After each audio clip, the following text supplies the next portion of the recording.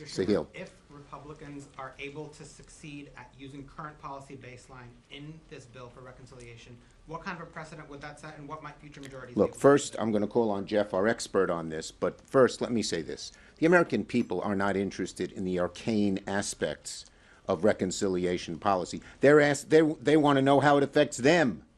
What they're doing is a $37 trillion increase in the deficit. And why is it done? So they can cut taxes on billionaires.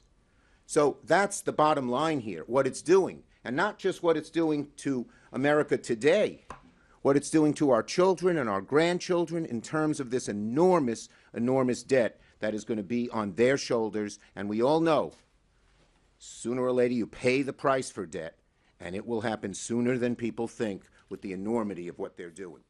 You want to get specific? Sure. Absolutely. I want to emphasize again that one of the pillars in 1974, so from now over half a century, has been collectively we need to have integrity in the estimate of what any tax provision or policy provision would inflict in terms of cost or revenue. And thus we will depend on CBO.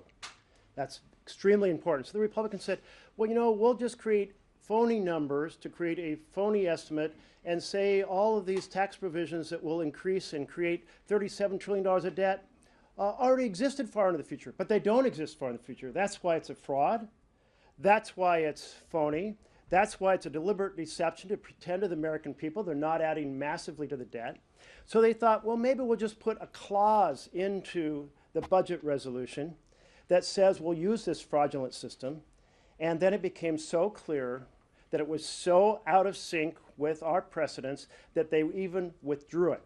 Now, essentially, this conversation about integrity goes forward not on the budget resolution, but on the reconciliation bill. So we'll be well prepared to say it was fraud on the budget resolution. It's also fraud on the reconciliation bill. Thank you, everybody. Add a bit of context here. You know, what I'm hearing from people in Connecticut is not reconciliation, it's not CBO, it's prices of gasoline and groceries.